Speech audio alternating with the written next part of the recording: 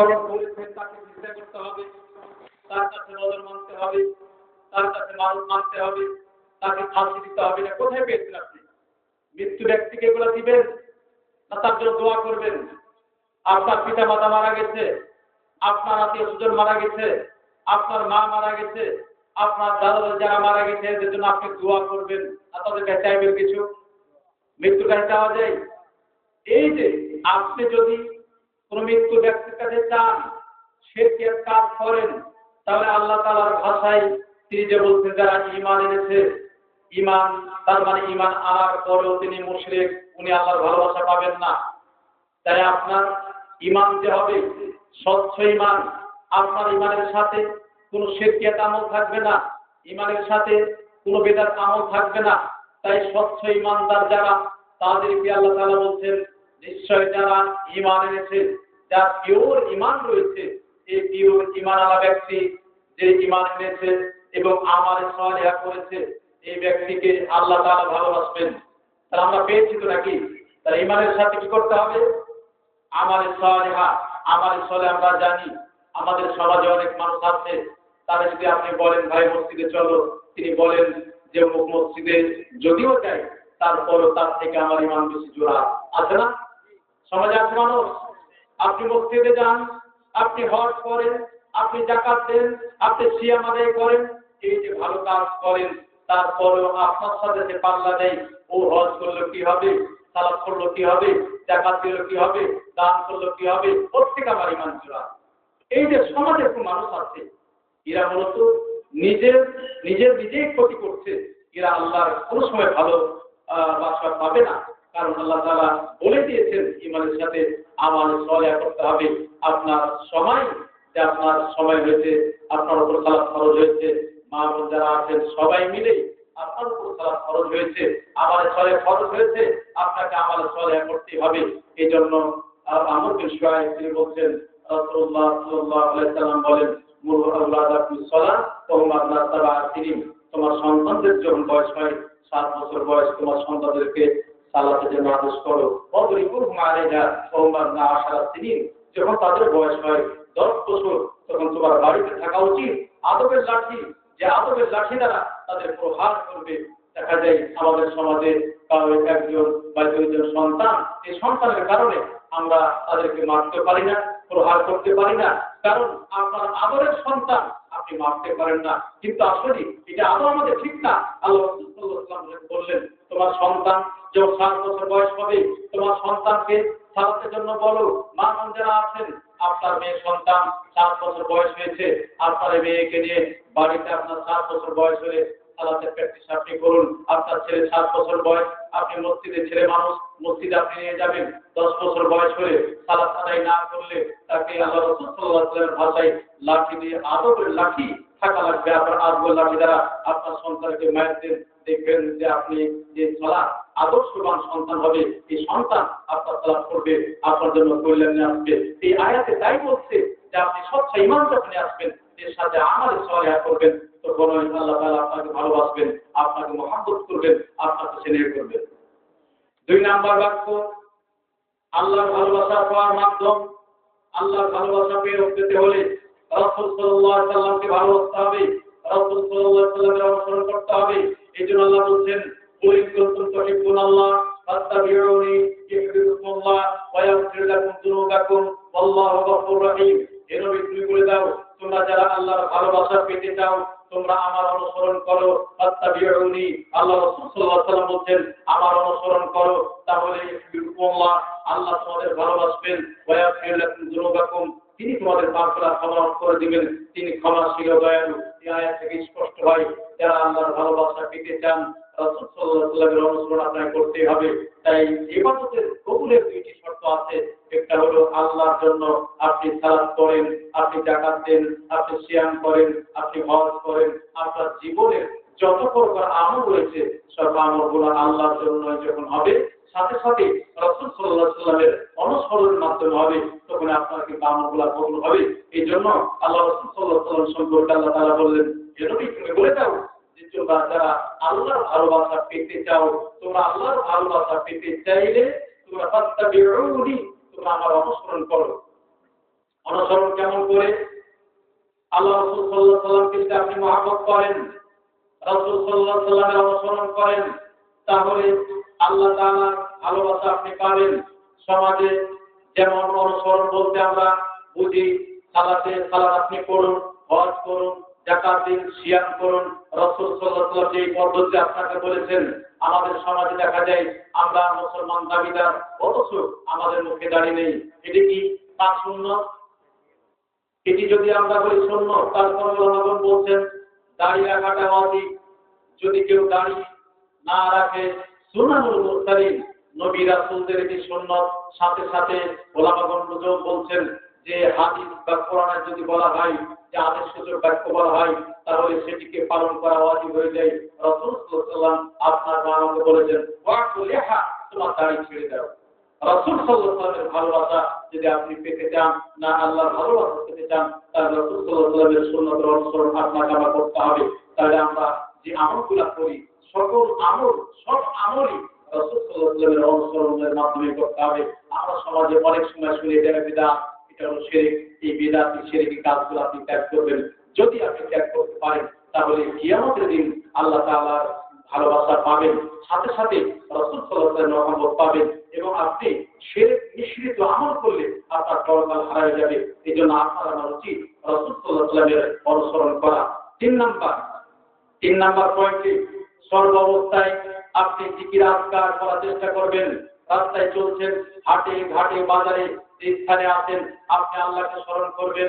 আপনি যেখানে থাকেন, বাড়ি থেকে বের হবেন, বিসমিল্লাহি তাওয়াক্কালতু আলাল্লাহ, লা হাওলা ওয়ালা কুওয়াতা ইল্লা বিল্লাহ। বাড়ি থেকে যখন আপনি বের হবেন, তখন আপনি এই দোয়াটা পাঠ করলেন, হে আল্লাহ, তোমার নামে আমি বের হলাম, তোমার নামে বের হলাম। এর অর্থে আছে ওলামাগণ যা বলছেন, যখন এই দোয়াটি পাঠ করা হয়, বিসমিল্লাহি তাওয়াক্কালতু আলাল্লাহ, লা হাওলা ওয়ালা কুওয়াতা ইল্লা বিল্লাহ, এই দোয়া যখন পাঠ করেন, শয়তান বলে যে আল্লাহর সাহায্য নিয়ে বাড়ি থেকে বের হয়েছে, আল্লাহ তার জন্য যথেষ্ট হয়ে গেছে, তাকে পদস্খলন করা, তাকে পথভ্রষ্ট করার মতো আমাদের কারো কেউ নেই। এজন্য আপনি জিকির আজকার করবেন, টয়লেটে প্রবেশ করবেন, টয়লেটে যে দোয়া রয়েছে, আল্লাহুম্মা ইন্নী আউযু বিকা মিনাল খুবুসি ওয়াল খাবাইস, যে দোয়া রয়েছে, এই দোয়া আপনি পাঠ করবেন।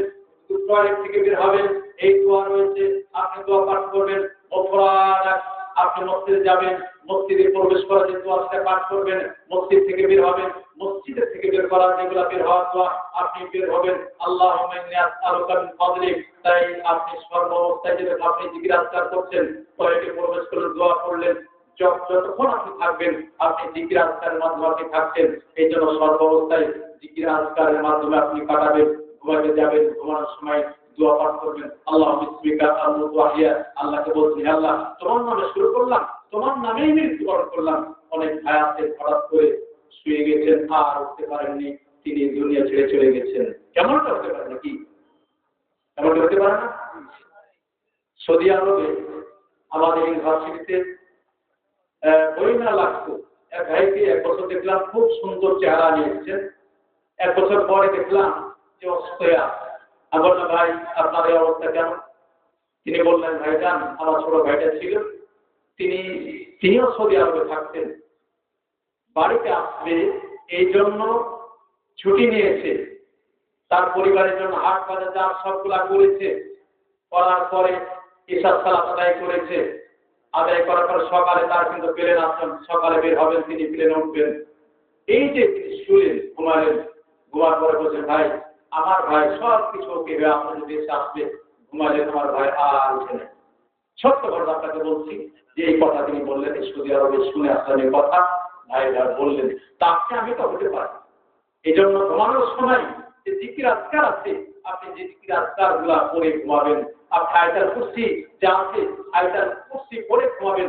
মা বোন অনেকে আছেন, অনেকে কাজ কর্ম করতে পারেন না, মনে করেন অনেক কষ্ট হয়। আল্লাহ রাসূল সাল্লাল্লাহু আলাইহি ওয়াসাল্লামের কাছে ফাতিমা রাদিয়াল্লাহু তাআলা আনহা বলছেন, ইয়া রাসূলুল্লাহ সাল্লাল্লাহু আলাইহি ওয়াসাল্লাম, আমি কাজ কর্ম করতে আমার কষ্ট হয়, তাই একজন খাদিমা আমাকে দিন, যিনি আমার কাজে সহযোগিতা করবেন। আল্লাহ রাসূল সাল্লাল্লাহু আলাইহি ওয়াসাল্লাম বললেন, তোমাদেরকে থেকে ভালো কিছু শিক্ষা দান করি, তাহলে তোমাদের এর মাধ্যমে কল্যাণ হবে। তখন তিনি শিক্ষা দিলেন, তার শিক্ষা কি? যে সুবহানাল্লাহ তুমি 33 বার পড়বে, আলহামদুলিল্লাহ 33 বার পড়বে, আল্লাহু আকবার 34 বার পড়বে। তুমি যখন ঘুমাতে যাবে এই দোয়াটি, এই জিকিরটি তুমি যদি 100 বার বলো, তাহলে তোমার একজন খাদেমার থেকে তোমার শক্তি যোগাবে। তাহলে আমরা তো ঘুমানোর সময় জিকির আজকার করতে পারি। আয়াতুল কুরসি আপনি যদি নিয়মিত পাঠ করেন ঘুমানোর সময়, তাহলে আয়াতুল কুরসি পাঠ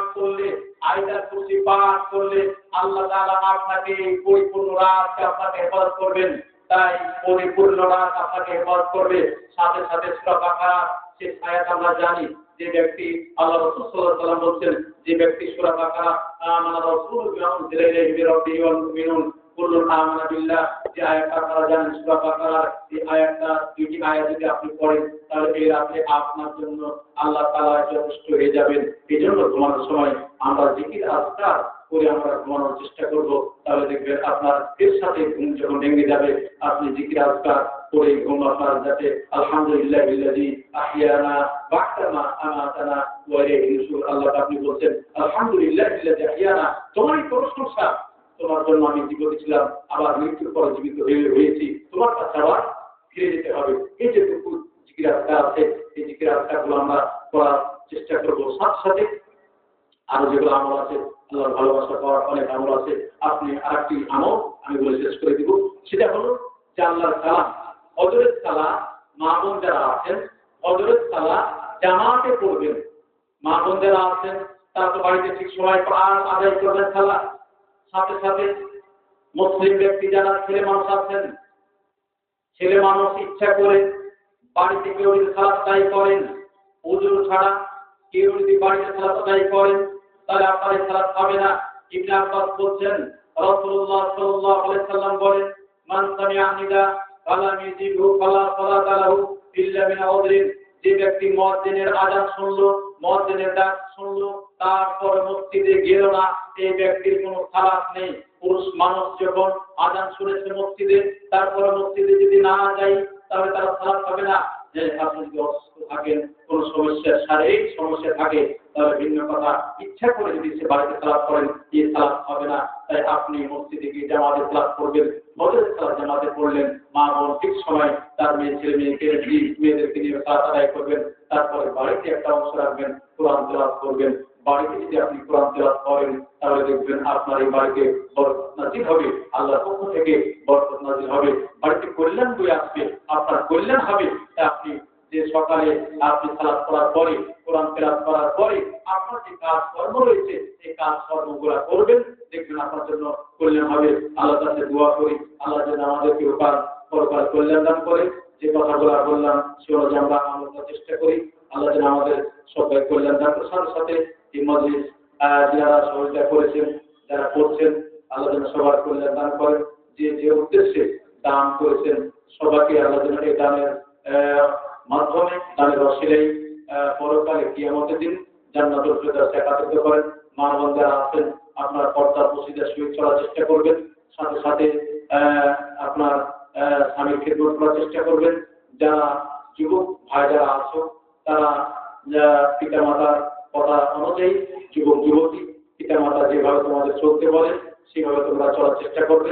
সাথে সাথে যে স্কুল কলেজ যারা পড়াশোনা করছো, যে কারোর সাথে ভালোবাসা, প্রেম ভালোবাসা, এই জিনিসগুলা ত্যাগ করতে হবে। তাহলে এর মাধ্যমে তোমার ইহকাল পরকাল কল্যাণ হবে। আল্লাহ দোয়া করে আল্লাহ যেন আমাদের ইহকাল পরকাল কল্যাণ দান করেন। আর আমার শ্রদ্ধেয় ভাই যতক্ষণ কথা বলবেন আপনারা আশা করি মনোযোগ দিয়ে শ্রবণ করবেন। বক্তব্য আলহামদুলিল্লাহ রাব্বিল আলামিন, সুবহানাকা ওয়া বিহামদিকা, আশহাদু আল্লা ইলাহা ইল্লা আনতা, আলহামদুলিল্লাহ। খুব অল্প সময়ের মধ্যে গুরুত্বপূর্ণ আলোচনা করলেন আমাদের মাদানী সাহেব। যারা মদিনা বিশ্ববিদ্যালয়ে পড়ে তাদের জ্ঞানগত কমে, আমরা তাদের সেটা মূল্যায়ন করতে পারি না বাংলাদেশের আলেম সমাজ।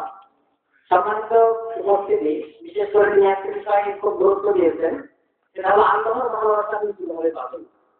আল্লাহ কোরআনে বলছেন, ইয়া আইয়ুহাল্লাযীনা আমানু কুল্লুল্লাহা যিকরান কাসীরা ওয়া তাবিউহু বুকরাতাম আসীরা।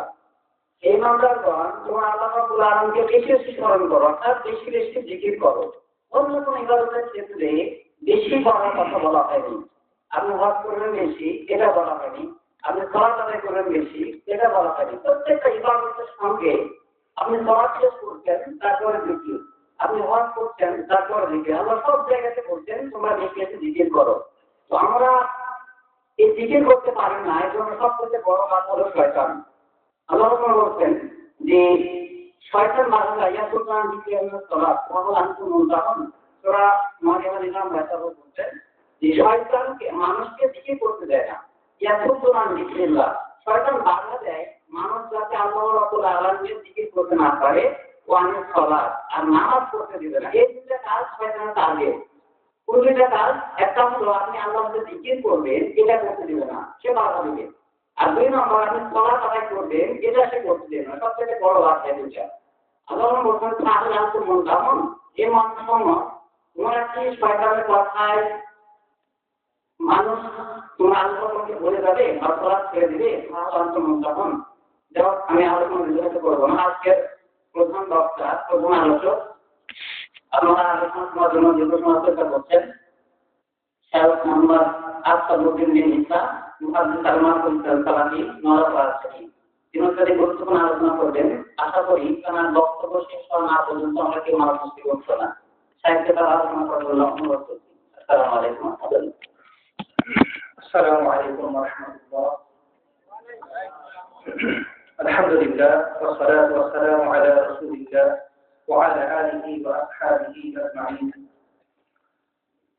সমস্ত প্রশংসা সে মহান আল্লাহর জন্য, যিনি আমাদেরকে কল্যাণ জামে মসজিদের উন্নতিকল্পে এই আয়োজিত জালসায় উপস্থিত হওয়ার তৌফিক দান করেছেন। সেজন্য সেই মহান আল্লাহর দরবারে লাখো কোটি শুকরিয়া আদায় করছি, বলছি আলহামদুলিল্লাহ। এবং তারপর তারিখে মুস্তালিম ফাতাউন নবীকে মানবতা মুক্তির দূত হযরত মুহাম্মদ মুস্তাফা সাল্লাল্লাহু আলাইহি ওয়াসাল্লাম, তারপর শতগুলো দুরূদ ও সালাম বর্ষিত হোক সাল্লাল্লাহু আলাইহি ওয়াসাল্লাম। সম্মানিত বৃন্দা, ভাই বোনেরা, আমরা এই জালসায় যারা এসেছি তারা হয়তো জালসার ফজিলত সম্পর্কে জানি, অনেকে হয়তো জানি না। জালসায় আসার ফজিলত হচ্ছে, রাসূল বলছেন যে মান খারাজা লিতালিবিল ইলম ফাহুয়া ফি সাবিলিল্লাহ, যে ব্যক্তি ইলম অর্জন করার জন্য কোন রাস্তা দিয়ে চলবে সে আল্লাহর রাস্তা দিয়ে আছে। আর একটি হাদিসে রাসূলুল্লাহ সাল্লাল্লাহু আলাইহি ওয়াসাল্লাম বলছেন মান সালাকা মাসলাকান, যে ব্যক্তি কোন পথ চলল ফি তালাবিল ইলমি, কিছু ইলম অর্জন করার জন্য, কিছু ইলম শেখার জন্য, আল্লাহ বলছেন সাহাউতু লাহুল জান্নাহ, সাহাউতু লাহু তারিকাল জান্নাহ, আমি তার জন্য জান্নাতের রাস্তা সহজ করে দেব। সুবহানাল্লাহি ওয়া বিহামদিহি। তাহলে যারা এই কোন কোরআনের মাহফিল, হাদিসের মাহফিল, ইলম অর্জনের মাহফিলে যারা আসবেন, এরা জান্নাতের পথ তাদের জন্য আল্লাহ সুবহানাহু ওয়া তাআলা সহজ করে দিবেন। আর যারা এই মজলিসে যারা বসবেন তাদেরও ফজিলত রাসূলুল্লাহ সাল্লাল্লাহু আলাইহি ওয়াসাল্লাম বলতেছেন। একটি হাদিসে রাসূল বলছেন লা ইয়াকুদু কওমুন ইয়াযকুরুল্লাহ, যদি কোনো কওম, কোন জাতি গোষ্ঠী এক জায়গায় বসে এবং সেখানে আল্লাহর জিকির করে, আল্লাহকে স্মরণ করে, কোরআন সুন্নাহর কথা বলে, হালাল হারাম, জায়েজ না জায়েজ, তাওহীদ শিরক, বিভিন্ন বিষয়ে আলোচনা করে, তাহলে আল্লাহর পক্ষ থেকে ফেরেশতা এসে সেই মাহফিলকে ঘিরে থাকে। অসংখ্য ফেরেশতা সেই মাহফিলকে ঘিরে রেখেছে এবং রাসূল বলছেন যে তাদের উপরে আল্লাহর পক্ষ থেকে রহমত নাজিল হয়, প্রশান্তি নাজিল হয়। আর আল্লাহ তাআলা ওই সমস্ত ব্যক্তিদের সম্পর্কে আল্লাহর নিকটে যে সমস্ত সম্মানিত ফেরেশতারা আছেন তাদেরকে আল্লাহ বলেন যে দেখো আমার এই বান্দারা তারা কিছু ইলম শেখার জন্য, কিছু জিকির আজকার করার জন্য তারা এখানে জমা হয়েছে, সমবেত হয়েছে। সুবহানাল্লাহ। শুধু তাই নয়, রাসূলুল্লাহ সাল্লাল্লাহু আলাইহি ওয়াসাল্লাম বলতেছেন যে যখন সবাই এই জালসা থেকে উঠে যায় তখন আল্লাহর পক্ষ থেকে ঘোষণা করা হয় যে তোমরা এখন দণ্ডমান হও, উঠে যাও, তোমাদের সকল গুনাহ ক্ষমা করে দেওয়া হবে। সুবহানাল্লাহ। এবং তোমাদের যে গুনাহ রয়েছে সেই গুনাহগুলোকে আমি নেকি দিয়ে পরিবর্তন করে দিলাম। এটা হচ্ছে কোরআনের মজলিস, হাদিসের মজলিস, ইলমের মজলিস, জিকিরের মজলিসে আসার ফজিলত। যে যদি কেউ এখানে এসে বসে তাহলে তার জন্য আল্লাহ সুবহানাহু ওয়া তাআলার পক্ষ থেকে রহমত নাযিল হচ্ছে, ক্ষমা আসছে, ফেরেশতারা তাদেরকে আচ্ছাদিত করে রেখেছেন, এবং যখন পরিশেষে সকলেই একসঙ্গে উঠে যাচ্ছেন তখন আল্লাহর পক্ষ থেকে ঘোষণা হচ্ছে যে তোমরা যারা এখানে উপস্থিত ছিলে তোমরা সবাই ক্ষমাপ্রাপ্ত বলে তোমাদেরকে ক্ষমা করে দেওয়া হলো, কোনো মাগফিরাত লাকুম, তোমরা এখান থেকে উঠে যাও, চলে যাও, তোমাদের গুনাহগুলোকে ক্ষমা করা হলো, এবং তোমাদের যত গুনাহ রয়েছে, সাগিরা যত গুনাহ রয়েছে, সমস্ত সাগিরা গুনাহগুলোকে নেকি দিয়ে পরিবর্তন করে দাও। সুবহানাল্লাহ। হাদিস সহিহ, মুসনাদ আহমদের হাদিস। একদিন রাসূলুল্লাহ সাল্লাল্লাহু আলাইহি ওয়াসাল্লাম জিকিরের মাজলিসের ফজিলত বর্ণনা করছেন।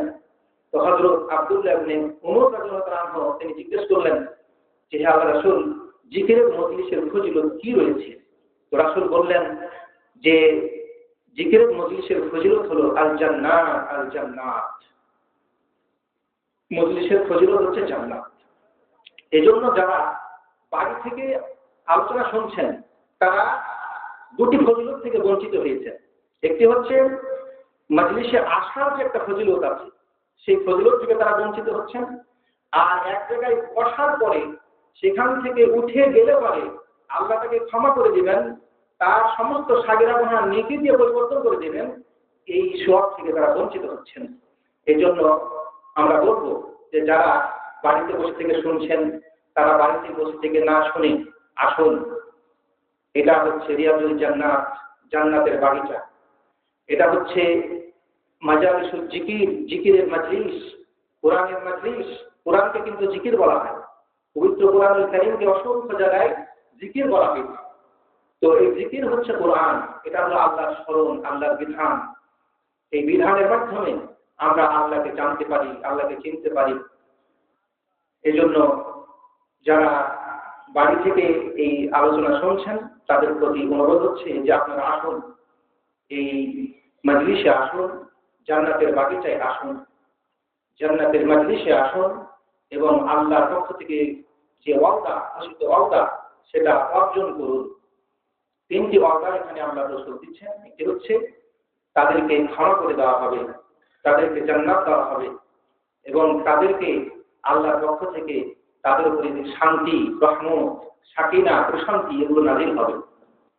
সম্মানিত উপস্থিত মুসাল্লিগণ, দিনদার পরেজগার ভাই বোনেরা, আমরা মূলত জামে মসজিদের উন্নতি কল্পে এই জালসাটি আমরা করছি এবং এখানে উদ্দেশ্য হচ্ছে মসজিদের উন্নতি নিয়ে। মসজিদ হচ্ছে এই পৃথিবীতে আল্লাহর ঘর। মসজিদকে বৈতুল্লাহ বলা হয়, আল্লাহর ঘর বলা হয়। আল্লাহ যে সমস্ত বিষয়গুলোকে মহাব্বত করেন, ভালোবাসেন, সেগুলোকে তিনি তার নামের সাথে যুক্ত করেন। পৃথিবীতে অনেক কিছুকে আল্লাহ ভালোবাসেন, যেগুলোকে তিনি ভালোবাসেন তার সাথে আল্লাহ তার নামটা যোগ করে দেন। যেমন বাইতুল্লাহ, আল্লাহর ঘর, নাকাতুল্লাহ, আল্লাহর মুগনি, রাসূলুল্লাহ, আল্লাহর রাসূল, আব্দুল্লাহ, আল্লাহর বান্দা। এইভাবে আল্লাহ সুবহানাহু ওয়া তাআলা নিজের নামের সাথে এই সমস্ত নামগুলোকে জড়িয়ে এই জিনিসগুলোর মর্যাদা তিনি বাড়িয়ে দিয়েছেন। এই জন্য মসজিদকে বলা হয় বুয়ুতুল্লাহ, আল্লাহর ঘর সমূহ। আমরা শুধু জানি যে কাবা শরীফটা এটা হলো বাইতুল্লাহ, অন্যগুলো হয়তো বাইতুল্লাহ নয়, কিন্তু না, পৃথিবীতে যত মসজিদ আছে সমস্ত মসজিদই হচ্ছে বাইতুল্লাহ, আল্লাহর ঘর। এগুলোকে হাদিসে বুয়ুতুল্লাহ বলা হয়, বহুবচন বুয়ুতুল্লাহ, আল্লাহর ঘর। তো এই আল্লাহর ঘর নির্মাণের অসংখ্য ফজিলত আছে। একটি হাদিসে রাসূলুল্লাহ সাল্লাল্লাহু আলাইহি ওয়াসাল্লাম বলছেন যে মান বানা লিল্লাহি মাসজিদান বানাল্লাহু লাহু বাইতান ফিল জান্নাহ, যে ব্যক্তি আল্লাহর জন্য মসজিদ নির্মাণ করবেন আল্লাহ সুবহানাহু ওয়া তাআলা তার জন্য একটি জান্নাতি ঘর নির্মাণ করবেন। তো জান্নাতের ঘর সেটা তো সোনা চাঁদি দিয়ে নির্মিত হবে। আপনি দুনিয়াতে মাটি দিয়ে, ইট দিয়ে, সিমেন্ট দিয়ে, টাইলস দিয়ে আপনি ঘর নির্মাণ করছেন, আর আল্লাহ সুবহানাহু ওয়া তাআলা জান্নাতে আপনার জন্য সোনা চাঁদি দিয়ে ঘর নির্মাণ করবেন। এটা হচ্ছে এই মসজিদের একটি বড় ফজিলত, নির্মাণের ফজিলত। রাসূলুল্লাহ সাল্লাল্লাহু আলাইহি ওয়াসাল্লাম নির্দেশ দিয়েছেন প্রত্যেকটা মহল্লায় মহল্লায় মসজিদ নির্মাণ করার জন্য। এই মসজিদ নির্মাণ প্রত্যেকটি মহল্লার প্রত্যেকটি সদস্যের দায়িত্ব। এই দায়িত্ব আপনাকে পালন করতেই হবে। আপনি সেই দায়িত্ব এড়িয়ে যেতে পারবেন না। যারা এই দায়িত্ব এড়িয়ে যাবেন নিঃসন্দেহে তারা গুনাহগার হবেন। রাসূলুল্লাহ সাল্লাল্লাহু আলাইহি ওয়াসাল্লাম নির্দেশ দিয়েছেন যে তোমরা তোমাদের মহল্লায় মসজিদ তৈরি করো এবং মসজিদটাকে পাক সাফ রাখো এবং মসজিদটাকে তোমরা সুগন্ধময় রাখো। এই নির্দেশ রাসূলের নির্দেশ। এই নির্দেশ আমরা সবাই পালন করতে বাধ্য। এই মসজিদ হচ্ছে এই পৃথিবীতে আল্লাহর একটি নিদর্শন, একটা দিনের নিদর্শন, শরীয়তের নিদর্শন। মসজিদ যদি না থাকে তাহলে সেই গ্রাম মুসলিম গ্রাম নামে পরিচিত হবে না। মুসলিম গ্রাম মানে সেই গ্রামে একটি মসজিদ থাকবে। রাসূলুল্লাহ সাল্লাল্লাহু আলাইহি ওয়াসাল্লাম মদিনাতে আসার পরে তিনি সর্বপ্রথম মসজিদ নির্মাণ করলেন। মসজিদ হচ্ছে ইসলামী রাষ্ট্রের, ইসলামী সমাজের একটি রুকুন, স্তম্ভ। এই মসজিদ যদি না থাকে তাহলে সেই এলাকার মানুষ যে মুসলমান সেটা বোঝা যায় না। এই জন্য রাসূলুল্লাহ সাল্লাল্লাহু আলাইহি ওয়াসাল্লাম যখন অভিযান প্রেরণ করতেন, কোন জায়গায় যুদ্ধের জন্য সাহাবীদের পাঠাতেন, তিনি বলতেন যে তোমরা সেই গ্রামের পাশে গিয়ে অবস্থান করবে, ওদেরকে দেখবে যে সেখানে আযান হচ্ছে কিনা। যদি আযান হয় তাহলে বুঝে নিতে হবে যে সেটা মুসলিম গ্রাম, সেই গ্রামের মানুষ ইসলাম গ্রহণ করেছে, সেখানে আযান হচ্ছে। তাহলে মসজিদ হচ্ছে একটি এমন স্থান যেখানে আযান হয়, আর আযানই প্রমাণ করবে যে এই গ্রামের মানুষেরা মুসলমান। এই জন্য যেই গ্রামে আযান হবে না, সালাত হবে না, মসজিদ থাকবে না, সেটা তো মুসলমানের গ্রাম হতে পারে না। এই জন্য প্রত্যেকটা গ্রামেই মসজিদ তৈরি করতে হবে এবং সেই মসজিদ তৈরি করার যে ফজিলত সেটা তো আমরা শুনলাম যে আল্লাহ সুবহানাহু ওয়া তাআলা আমাদের জন্য জান্নাতে একটি ঘর নির্মাণ করবেন। এছাড়া আরো অনেক ফজিলত আছে। আমরা শুধু মনে করি যে মসজিদ তৈরি করে দিলাম, একটা ঘর শুধু পেয়ে গেলাম, কিন্তু না, এই মসজিদের সাথে সংশ্লিষ্ট যত ইবাদত বন্দেগী আছে, যত ইবাদত এই মসজিদকে ঘিরে হয়, সমস্ত নেকি এই মসজিদ নির্মাণ যারা করছেন তারা পাবেন। কি কি নেকি হয় আমরা জানি যে মসজিদে যখন মুসল্লিরা ওযু করে পবিত্রতা অর্জন করে যখন মসজিদের দিকে যায়, ওযু করে যেতে হবে, বাড়ি থেকে ওযু করে পবিত্র অবস্থায় মসজিদে যখন হাঁটবে, রাসূল বলছেন যে একটা ধাপ যখন দিল তখন একটা ধাপে তার একটি করে সওয়াব হচ্ছে, নেকি হচ্ছে, আর একটা ধাপ যখন দিচ্ছে তার একটি করে গুনাহ মাফ হচ্ছে। এইভাবে সে মসজিদ পর্যন্ত যেতে যত ধাপ দিল প্রত্যেকটা ধাপে ধাপে সে একটা করে নেকি পাচ্ছে, একটি করে তার গুনাহ মিটে যাচ্ছে। তো যারা এই মসজিদ নির্মাণ করবেন তারা কিন্তু ওই নেকিটা পাবেন। এটা হচ্ছে মসজিদে যাচ্ছেন, এখানে 1000 লোক, 500 লোক, 1000 লোক যেতে পারে, যতদিন ধরে যাবেন ততদিন ধরে সেই নেকিটা তিনি পেতে থাকবেন। এই জন্য রাসূলুল্লাহ সাল্লাল্লাহু আলাইহি ওয়াসাল্লাম বলেছেন যে এই জামাতাল ইনসান, মানুষ যখন মরে যায় তখন তার আমল বন্ধ হয়ে যায়, সমস্ত আমল সে আর নিজে আর করতে পারে না। আপনি যতদিন বেঁচে আছেন আপনি আমল করছেন, আপনি মরে গেলেন আপনি আর আমল করতে পারছেন না। তবে আল্লাহ রাসূল বললেন যে কিছু আমল আছে এগুলো মৃত্যুর পরেও সে পেতে থাকবে, বন্ধ হবে না। সেটা হচ্ছে কি? 1 নম্বর হচ্ছে আল্লাহ রাসূল বলছেন যে সেটা হচ্ছে ইলম, যে ইলম সে মানুষের জন্য উপকারের জন্য রেখে গেল।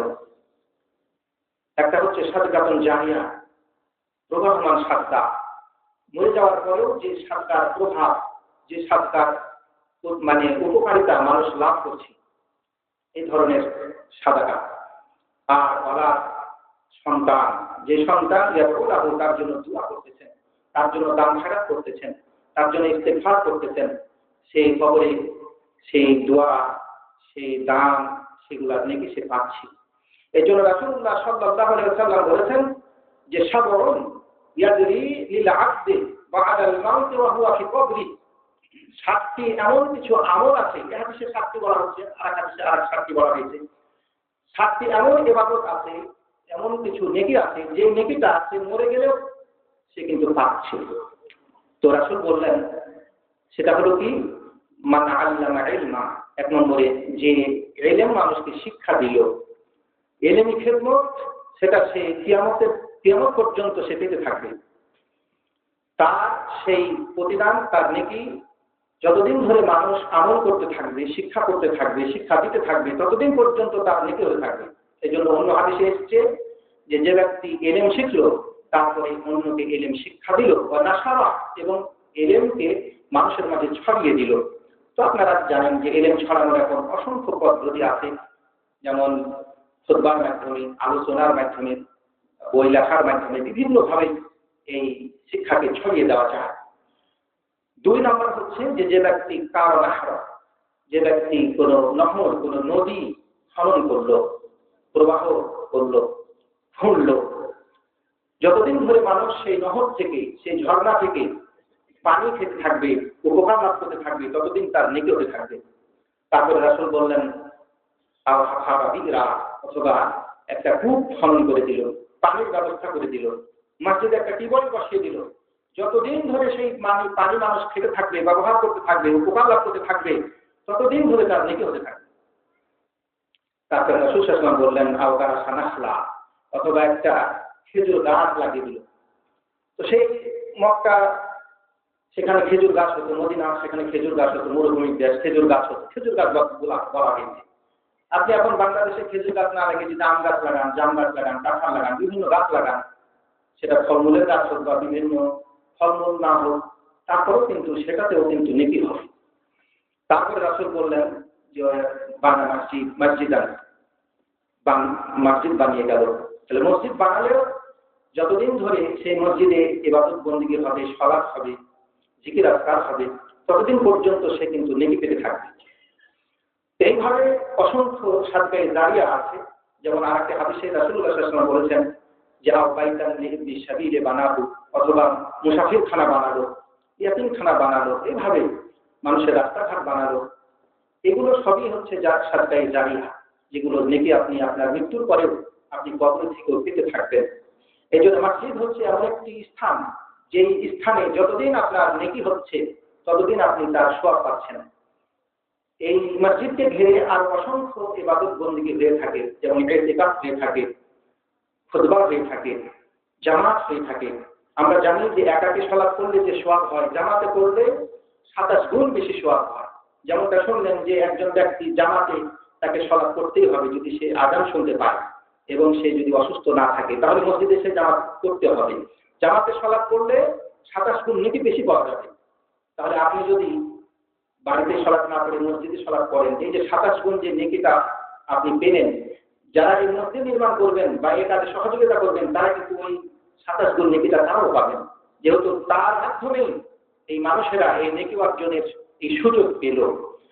আর কি হাদিসে রাসূলুল্লাহ সাল্লাল্লাহু আলাইহি ওয়াসাল্লাম বলেছেন যে কেউ যদি খুতবার আগে, জুমার দিনে খুতবার আগে পবিত্রতা অর্জন করে সকাল সকাল তারা যদি মসজিদে যায়, মসজিদে যাওয়ার পরে যিনি খতিব আছেন তার বক্তব্য শোনেন, কথা শুনেন এবং কোনো ধরনের লঘু কথা না বলেন, চুপ থাকেন, তাহলে তার প্রত্যেকটি ধাপে ধাপে, যত ধাপ সে দিয়েছে বাড়ি থেকে, প্রত্যেকটা ধাপে ধাপে তার জন্য 1 বছরের সিয়ামের নেকি আর 1 বছরের সালাতের নেকি হবে। সুবহানাল্লাহ ওয়া বিহামদিহি।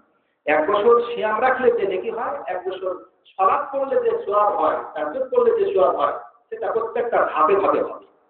তাহলে যারা মসজিদ নির্মাণ করলেন তারা সেই সুযোগটা করে দিলেন, এই জন্য তারা সেই সওয়াবের হকদার হবেন। এই জন্য আশা করছি যে আপনারা সকলেই এই মসজিদ নির্মাণের কাজে আপনারা শরীক হবেন। সেটা হচ্ছে সাদকায়ে জারিয়া। এই মসজিদ যতদিন আছে, মসজিদে যতদিন ইবাদত বন্দেগী হবে এবং মসজিদে যত ধরনের ইবাদত বন্দেগী হবে, সেখানে জিকির আজকার আছে, কোরআন তেলাওয়াত আছে, সন্তানদের শিক্ষাদান আছে, পাঠদান আছে, অসংখ্য বিষয় আছে, মাসলামাশাই শিক্ষা আছে, এগুলো যতদিন ধরে চলতে থাকবে আপনারা সেটার নেকি পাবেন। সম্মানিত উপস্থিতি, আমরা আজকে মারাহিল রূহ, রুহের মারাহিল, রুহের স্তর, রুহের পর্যায় নিয়ে আমরা আলোচনা করব ইনশাআল্লাহ সংক্ষেপে। রুহের, আমরা জানি যে আমাদের এই যে রুহ যেটা আমরা পেয়েছি, এই রুহটা আমাদের এই শরীর সৃষ্টির আগেই কিন্তু সৃষ্টি করা হয়েছে। যে আলামে আমরা আগে ছিলাম, দুনিয়াতে আসার আগে যে আলামে ছিলাম, সেই আলামের নাম হচ্ছে আলামুল আরওয়াহ, সেটা হচ্ছে রূহের জগৎ। সেই জগতে আল্লাহ সুবহানাহু ওয়া তাআলা আমাদের সকলের কাছ থেকে ওয়াদা নিয়েছেন, অঙ্গীকার নিয়েছেন, প্রতিশ্রুতি নিয়েছেন। তিনি যে রব, এটার প্রতিশ্রুতি তিনি আমাদের কাছ থেকে, সকলের কাছ থেকে নিয়েছেন। কোরআনে আল্লাহ সুবহানাহু ওয়া তাআলা সূরা আরাফে বলছেন যে আমি বনি আদমের কাছ থেকে ওয়াদা নিয়েছি এই মর্মে যে আমি কি তোমাদের রব নই। আমরা সবাই কিন্তু সেই রূহের জগতে আমরা ঘোষণা দিয়েছি যে হ্যাঁ, আপনি হচ্ছেন আমাদের রব। তো আল্লাহ আমাদের কাছ থেকে এই ঘোষণাটা কেন নিয়েছেন?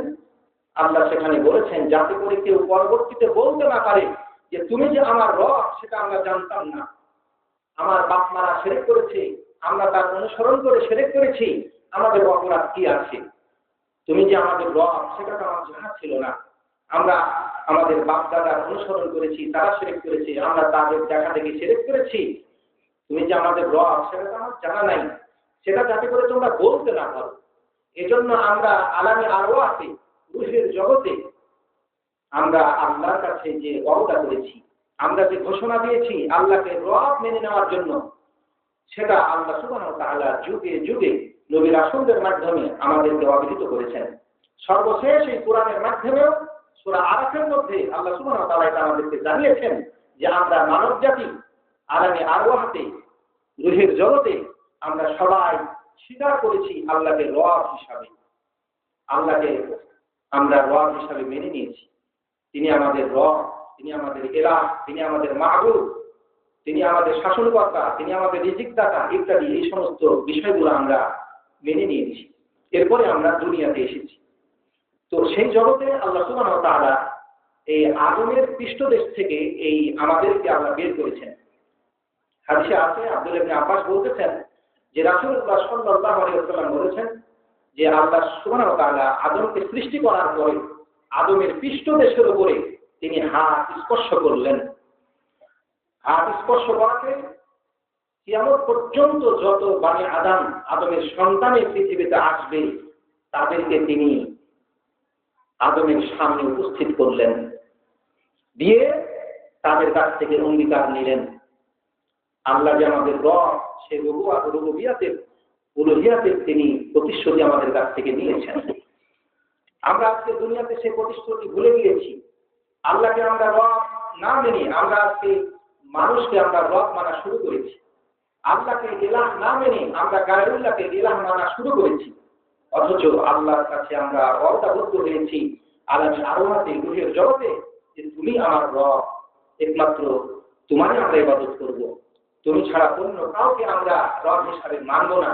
সেই প্রতিশ্রুতি আমরা কিন্তু দিয়েছি। এই আলামে আরওয়াহ আরো কিছু অসংখ্য বিবরণ আছে। একটি হাদিসে রাসূলুল্লাহ সাল্লাল্লাহু আলাইহি ওয়াসাল্লাম বলতেছেন যে আল্লাহ সুবহানাহু ওয়া তাআলা এই বানি আদম যত হবে, মানে আদমের যত সন্তান হবে সেগুলাকে আল্লাহ সুবহানাহু ওয়া তাআলা আদমের সামনে উপস্থিত করলেন এবং প্রত্যেকটা এই আদমের সন্তানের এই দুই মানে চোখের উপরে, মানে কপালে কিছুটা শুভ্রতা সৃষ্টি করলেন, দিয়ে আদমকে বললেন যে এগুলো হচ্ছে তোমার সন্তান। তো আদম আলাইহিস সালাম দেখলেন যে সেই সন্তানদের মধ্যে থেকে একজনের এই কপালের উজ্জ্বলতা খুবই তাকে চমৎকৃত করলো, খুব উজ্জ্বল হয়ে আছে। তো আদম আলাইহিস সালাম বললেন যে আল্লাহ, এই আমার যে এই ছেলেটা কে সেটা? তো আল্লাহ বললেন যে সে হচ্ছে দাউদ আলাইহিস সালাম। শেষ জামানায় তোমার এক সন্তান, তার নাম হচ্ছে দাউদ নবী। তো আল্লাহ বললেন যে তার বয়স কত? তো আদম বললেন আল্লাহকে যে তার বয়স কত? তো আল্লাহ বললেন যে তার বয়স হচ্ছে 60 বছর। তো আদম আলাইহিস সালাম বললেন যে আমার বয়স থেকে তাকে 40 বছর দিয়ে দেন, তো তাহলে তার 100 বছর হবে। তো এইভাবে কথাটি যে থেকে গেল। আল্লাহ সুবহানাহু ওয়া তাআলা দুনিয়াতে আদমকে পাঠালেন। আমরা জানি, ইতিহাস জানি যে আদম আলাইহিস সালাম আল্লাহর একটি আদেশ অমান্য করলেন, সেই গাছের কথা, যে গাছের নিকটে যেতে মানা করেছিলেন। তো আদম আলাইহিস সালামকে দুনিয়াতে পাঠানো হলো। তারপরে যখন আদম আলাইহিস সালামের যখন 960 বছর হয়েছে, 40 বছর বাকি আছে। আমরা জানি যে আদম আলাইহিস সালামকে 1000 বছর আল্লাহ দিয়েছিলেন। তো আদম আলাইহিস সালামের বয়স কিন্তু তিনি হিসাব করতেছেন, তাহলে বোঝা গেল যে বয়স তিনার যেহেতু লিমিটেড বয়স। আমরা কিন্তু আমাদের বয়স সম্পর্কে জানি না যে কয় বয়স আমরা পেয়েছি, কিন্তু আদম আলাইহিস সালামকে সেটা জানিয়ে দেওয়া হয়েছিল যে তুমি 1000 বছর। তো আদম আলাইহিস সালামের যখন 960 বছর হলো, তাহলে 40 বছর বাকি আছে। তখন মালাকুল মাউত আসলেন, এসে তাকে বললেন যে আপনার তো এখন সময় শেষ। তো তিনি বলছেন কেন, আমার তো আরো 40 বছর বাকি আছে। মানে যে 40 বছর যেটা দাউদ আলাইহিস সালামকে দিয়েছিলেন সেটা কিন্তু ভুলে গেছে। তো বলা হলো যে আপনি ওটা তো দাউদ আলাইহিস সালামকে দিয়েছেন। তো উনি বলছেন আমি ভুলে গেছি, মানে উনি ওটা ভুলে গেছেন। এই জন্য আল্লাহ বললেন যে আদম আলাইহিস সালাম ভুলে গিয়েছেন, সেজন্য তার সন্তানেরা ভুলে যায়। তিনি ভুল করেছেন, আল্লাহর আদেশের অমান্য করেছেন, সেই জন্য বানি আদমেরাও অনেক কিছু ভুলে যায়, অনেক কিছু অপরাধ করে বসে। এজন্য এটা হচ্ছে বানি আদম হিসাবে আমাদের একটা চরিত্র, এটা জন্মগত চরিত্র যে আমাদের দ্বারা ভুল হবে। কিন্তু আল্লাহর নবী বলতেছেন যে বানি আদমের মাধ্যমে ভুল হবে না, সেটা না, ভুল হবে, কিন্তু ভুল হওয়ার সঙ্গে সঙ্গে তাকে তওবা করতে হবে। এজন্য রাসূল বলছেন যে খায়রুল খাত্তাইনা তাওয়াবুন, মানে যে ভুল করলো, ভুল করার পরে তওবা করলো, সে হচ্ছে শ্রেষ্ঠ মানুষ। ভুল হবে, ভুল স্বীকার করতে হবে এবং সঙ্গে সঙ্গে আল্লাহর কাছে তওবা ইস্তিগফার করতে হবে। আমি আর করবো না, আমি আপনার কাছে ক্ষমা চাচ্ছি, এই বলে তওবা করে ফিরে আসতে হবে। তো এটা হচ্ছে আলামে আরওয়াহের কথা। আলামে আরওয়ার পরে আমরা আসি কোথায়, যে আলামে দুনিয়া, দুনিয়ার জগতে আসি। দুনিয়ার জগতে আসার আগে আমাদেরকে মাতৃগর্ভে রাখা হয়। এই মাতৃগর্ভটাও আমরা দুনিয়ার জগতের মধ্যে ফেলতেছি, যদিও এটা আলামে বাতান বা আলামুল আরহাম বলা হয়, রেহেমের জগৎ। মাতৃগর্ভ এটা রেহেমের জগৎ। রেহেমের জগতের ব্যাপারেও কিছু কথা কোরআন হাদিসে আছে, অসংখ্য বিবরণ আছে। কোরআনে অসংখ্য জায়গায় আমরা যে মাতৃগর্ভে রয়েছি এবং মাতৃগর্ভে কিভাবে আমরা বড় হয়েছি, কিভাবে আমরা সৃষ্টি হয়েছি, সেই বিবরণ আল্লাহ সুবহানাহু ওয়া তাআলা কোরআনে এবং নবী সাল্লাল্লাহু আলাইহি ওয়াসাল্লাম হাদিসে দিয়েছেন। পবিত্র কোরআনে আল্লাহ বলেছেন যে আমি তোমাকে নুতফা থেকে সৃষ্টি করেছি, বীর্য থেকে সৃষ্টি করেছি। তারপরে নুতফাটা আলাদা হয়, আলাদার পরে মুদগা হয়, মুদগার পরে সেখানে হাড়কি হয়, তারপরে তাতে মাংস লাগানো হয়, তারপরে একটি মানুষ হয়। এভাবে আমি তোমাকে মানুষ করে দুনিয়াতে প্রেরণ করি। কাউকে মানুষ করে পূর্ণাঙ্গ মানুষ করে বের করি, কাউকে আবার অপূর্ণাঙ্গ করে বের করি, কাউকে আবার মানে আগেই মানে তাকে জন্মের আগেই তাকে মৃত্যু দিয়ে দিই। এটা হচ্ছে মাতৃগর্ভ। এই মাতৃগর্ভে আমরা কেউ 8 মাস, কেউ 10 মাস, কেউ 9 মাস, এক একজন এক এক সময় আমরা অবস্থান করি। সেই কথাই আল্লাহ সুবহানাহু ওয়া তাআলা কোরআনে স্মরণ করে দিয়েছেন মানব জাতিকে, যে তোমার মা তোমাকে দুর্বলতার পর দুর্বলতা, কষ্টের পর কষ্টে তোমাকে বহন করেছি। এতে আমি আল্লাহ তোমাদেরকে নির্দেশ দিচ্ছি যে তোমরা তোমাদের পিতা মাতার শুকরিয়া আদায় করবে। প্রত্যেক ব্যক্তি তার পিতা মাতার শুকরিয়া আদায় করতে বাধ্য। আল্লাহ বলছেন যে তোমরা তোমাদের পিতা মাতার শুকরিয়া আদায় করো এবং তোমাদের আল্লাহর শুকরিয়া আদায় করো। তার কারণ যে তোমাদের পিতা মাতা তোমাদেরকে কষ্ট করে লালন পালন করেছেন, তোমাদেরকে মানুষ করেছেন। তোমার মা তোমাকে কষ্টের উপরে কষ্ট তোমাকে বহন করেছেন। তাদের অবদান ভুলে গেলে চলবে না। যারা পিতা মাতার অবদান ভুলে যায়, মাতার অবদান ভুলে যায়, তার মতো নিমুখ হারাম, তার মতো ডাক্তার পৃথিবীতে কেউ নাই। এই জন্য আল্লাহ সুবহানাহু ওয়া তাআলা সতর্ক করেছেন, সাবধান করেছেন। যাদের জন্য জান্নাত হারাম করেছেন তাদের মধ্যে রয়েছে এই উকুল ওয়ালিদাইন, পিতা মাতার যারা অবাধ্য তারা। এজন্য পিতা মাতার অবাধ্য সে যতই সালাত করুক, যতই সিয়াম করুক, যতই হাজ করুক, যাকাত দিক, যতই ইবাদত করুক, সে যদি পিতা মাতার অবাধ্য হয়, ভালো কথার অবাধ্য হয়, তাহলে সে কখনোই জান্নাতে যেতে পারবে না। এই জন্য পিতা মাতা যে ভালো উপদেশ দেয়, ভালো কথা বলে, সেটা প্রত্যেকটা সন্তান মানতে বাধ্য। যদি সে না মানে তাহলে সে জাহান্নামী, তাকে আল্লাহ সুবহানাহু ওয়া তাআলা জাহান্নামে দিবেন, তাকে জান্নাতে দিবেন না। এই জন্য পিতা মাতা আল্লাহ সুবহানাহু ওয়া তাআলা খিদমত করতে বলেছেন, তাদেরকে ভালোবাসতে বলেছেন, তাদেরকে ব্যাখ্যা দিতে মানা করেছেন, কষ্ট দিতে মানা করেছেন। জাহেলিয়াতের যুগের মানুষেরা পিতা মাতাকে গালি পর্যন্ত দিত না, অথচ আমাদের এই সমাজে আজকে পিতা মাতাকে গালি দেওয়া হচ্ছে, মাতাকে গালি দেওয়া হচ্ছে, বাপকে গালি দেওয়া হচ্ছে, প্রহার করা হচ্ছে, মারা হচ্ছে। আমরা এই ধরনের অসংখ্য নিউজ আমরা আজকে দেখছি।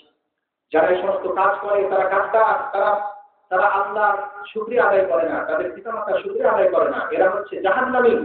এদেরকে আল্লাহ সুবহানাহু ওয়া তাআলা জাহান্নামে নিক্ষিপ্ত করবেন। এই জন্য পিতামাতা বিশেষ করে যখন তারা বৃদ্ধ বয়সে আবদ্ধ হবে, বৃদ্ধ বয়সে যখন তারা উপনীত হবেন, তখন তাদেরকে সম্মান করতে হবে, শ্রদ্ধা করতে হবে।